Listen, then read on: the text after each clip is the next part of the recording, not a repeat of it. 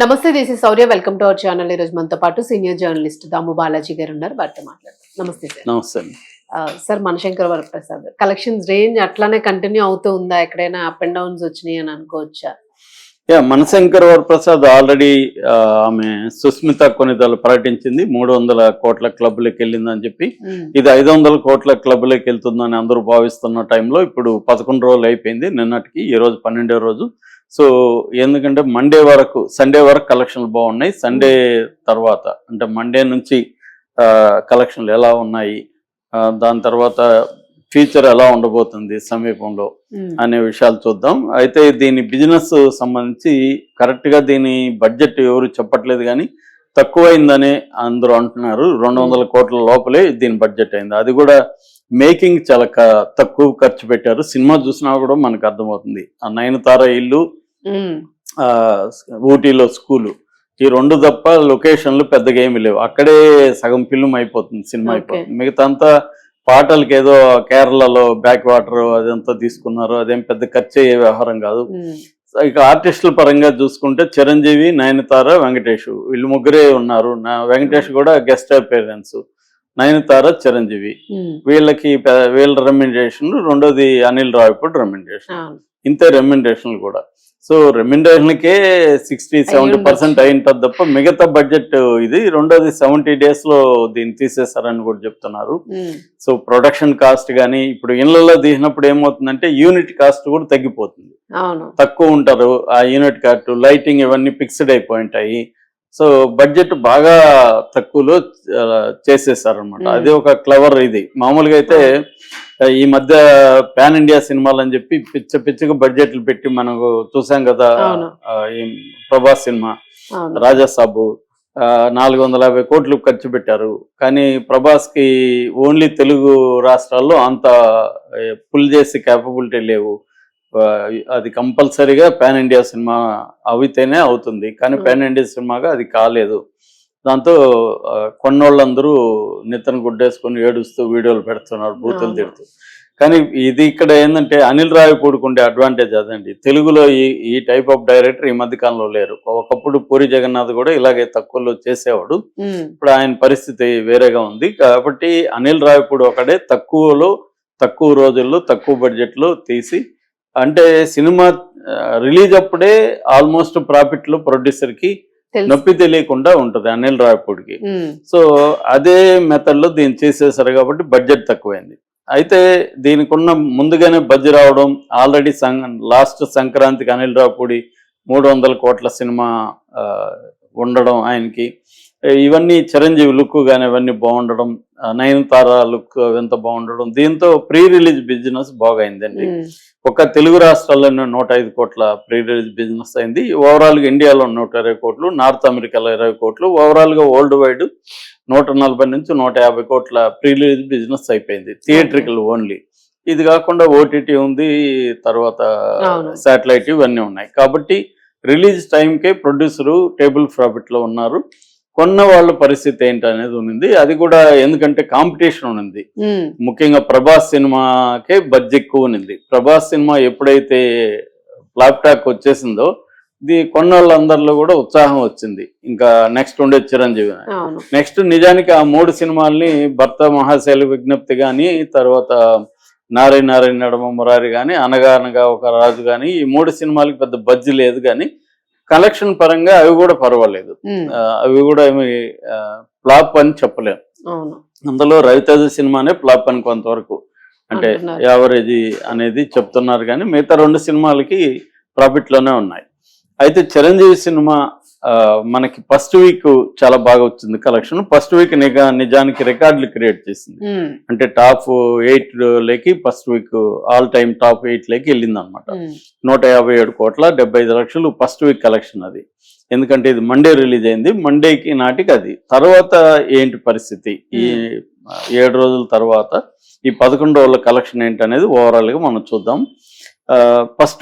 First day Sunday premier షోకి 9 కోట్ల 35 లక్షలు నెట్ కలెక్షన్ వచ్చింది. First day 32.25 crores, second day 18.75 crores, third day 19.5 crores, fourth day 22 crores, fifth day 19.5 crores, sixth day 18.9, seventh 17.65, eighth ఇక్కడ నుంచి పడిపోయింది. సండేకి 17.65 crores కదా, మండేకి వచ్చేసరికి 54% డ్రాప్ అయిపోయింది. సో అంటే సగానికి సగం పైన పడిపోయింది, 8 కోట్లు అనమాట. ఇంకా ట్యూస్డేకి వచ్చేసరికి ఇంకా 28% డ్రాప్ అయిపోయింది, 5.7 crores. వెన్స్డేకి వచ్చేసరికి 26.9% డ్రాప్ అయిపోయింది, 4.2 crores. నిన్న ఫ్రైడేకి వచ్చేసరికి 3.15 crores. అసలు చాలా బాగా డ్రాప్ అయిపోయింది. అంతే, అంటే దీని పొటెన్షియల్ అంతే అని చెప్పొచ్చు. ఇప్పుడు ఏంటంటే సినిమాలు అన్నీ కూడా, అందుకని వీళ్ళు ఏంటంటే టికెట్ రేట్లు ఎందుకు పెంచుకుంటారంటే ఆ 10 రోజుల్లోనే మాక్సిమం లాగయ్యాయి, మళ్ళీ మౌత్ టాక్ వెళ్ళిపోయి స్ప్రెడ్ అయ్యి ఇంతకు ముందులాగా 50 రోజులు 100 రోజులు అనేది కాన్సెప్ట్ లేదు. మాక్సిమం 3 రోజులు మించిపోతే ఆ 10 రోజులు, ఆ 10 రోజుల్లో టికెట్ రేట్లు పెంచుకొని మాక్సిమం లాగేసే ఒక మోడలే ఉంది. ఇది కూడా అంతే అని చెప్పుకోవచ్చు. అంటే మొత్తం ఒక బ్యాచ్, ఒక రౌండ్ అందరూ చూసేసినాక రెండోసారి మూడోసారి చూసే వ్యవహారం లేదు. రెండోది ఈ సినిమాలో ఉన్నది ఏంటి, ఇదేదో ఆ టైంకి అలా ఎంగేజ్ అవుతాం తప్ప ఓహో అని భలే ఉంది అని చెప్పే వచ్చేది, మళ్ళా చూడాలని భలే ఉంది అని చెప్పుకొని బయటకు వచ్చి భలే ఉంది తెలుసు, అది బాగుంది, ఈ సీన్ బాగుంది అని చెప్పుకునే దానికి ఆడేమి లేదు. ఆ టైంకి ఎంగేజ్ చేశాడు. ముఖ్యంగా చిరంజీవి పెర్ఫార్మెన్స్, ఆయన కామెడీ టైమింగ్, ఆయన స్టైలు, ఆయన స్వాగ్, ఇవి అట్రాక్ట్ చేసే తప్ప సినిమా పరంగా అంటే డైరెక్టర్ భలే చేశాడు డైరెక్టర్ అనే దానికి ఎక్కడ ఒక్క సీన్ కూడా లేదు. అంటే చాలా బాగా చేశాడు డైరెక్టర్ అని చెప్పడానికి ఏమీ లేదు. అతను ఒక జబర్దస్త్ స్క్రిప్ట్ డైరెక్టర్ లాంటి వాడు. అతను నవ్విస్తాడు, పంపించేస్తాడు, ఎంటర్టైన్ చేసి పంపిస్తాడు తప్ప అతను డైరెక్టర్ గా అతనికి ఏమీ పెద్ద ముద్ర అంటూ, సపరేట్ ముద్ర అంటూ ఏమీ లేదు. సో ఈ నవ్విచ్చేవి ఏముంది, ఎవడేం చేస్తాడో అన్న ఫీలింగ్ ఉంది. కానీ అది కూడా వెరీ డిఫికల్ట్, అది కూడా చేయడం అంత ఈజీ కాదు, నవ్వించడమే వెరీ డిఫికల్ట్. సో కానీ అది అంతవరకే ఉంది. అందువల్ల దీనికి రిపీట్ ఆడియన్స్ ఉండే ఛాన్స్ లేదు. రెండోది ఏంటంటే Nayanthara character very very simple character. Live ఆమె ఉన్నంతసేపు ఒకే ఫిక్స్ చేసేసారు అంతే, ఇట్లాగే ఉంటది, దాంట్లో పెద్ద వెరైటీ ఏమి లేదు. రెండోది కన్విన్సింగ్ లేదు, కథలో కన్విన్సింగ్ లేదు. ఎందుకు విడిపోతారనే దగ్గర గట్టి కన్విన్సింగ్ లేదు, ఎందుకు మళ్ళీ కలిసారనే దగ్గర గట్టి కన్విన్సింగ్ లేదు, ఇవేమీ లేవు. రెండోది తను ఏదో రా ఏజెంట్, దాని నుంచి వచ్చి మళ్ళీ సెక్యూరిటీలోకి వచ్చాడు, అది ఇది అని పెట్టారు, కానీ అదేమీ లేదు పెద్దగా. అది ఊరికి పెట్టుకున్నారు అవసరం కోసం, అన్ని కూడా ఏదేది అవసరం అది పెట్టుకుంటా వెళ్ళారు. చిన్న డాడీ స్టోరీని అటు ఇటు మార్చి చేసేసారు. ఏదేమైనప్పటికీ చిరంజీవి మళ్ళీ కంబ్యాక్ అని చెప్పొచ్చు. ఈ మధ్య కాలంలో చిరంజీవికి ఇది లుక్ వైజ్ గానీ, ఆయన ఎనర్జీ గానీ, ఒక వింటేజ్ చిరంజీవిని చూపించగలిగారు. ఇది కంప్లీట్ గా చిరంజీవి ఫిల్ము. చిరంజీవి మళ్ళీ ఫామ్ లోకి వచ్చి రికార్డులు క్రియేట్ చేయగలను నేను ఇప్పటికి 72 ఏళ్ల వయసులో కూడా అనేది ప్రూవ్ చేసుకోవడం అనేది ఈ సినిమాకి ఒక ప్రత్యేకతగా మనం చెప్పుకోవచ్చు. ఆ రకంగా ఇది రికార్డులు క్రియేట్ చేసింది. ఇది 500 కోట్ల గ్రాసులు.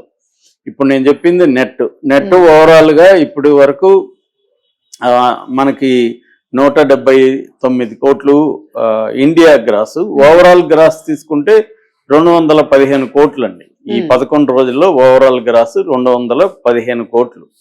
సో ఆ రకంగా తీసుకున్నప్పుడు ఇది డౌన్ అయితే అయిపోయింది. నిన్నటికే 3 కోట్లు పడిపోయింది కాబట్టి ఈ రోజు ఇంకా తగ్గిపోతుంది.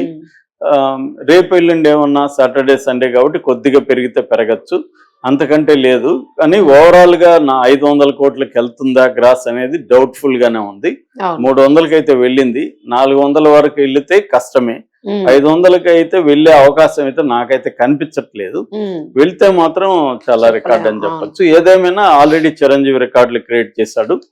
సో కంబ్యాక్ ఆయనకి ఆల్రెడీ ఇంకా సినిమాలు 2 రెడీగా ఉన్నాయి కాబట్టి చిరంజీవి శకం అయిపోలేదు, మళ్ళీ రీస్టార్ట్ అయింది అనేది చెప్పుకోవచ్చు. సార్ ఇప్పుడు బయర్స్ ప్రాఫిట్ లో ఉన్నట్టు, బయర్స్ కంప్లీట్ గా అందరు హ్యాపీగా ఉన్నారండి, అందరికి ప్రాఫిట్స్.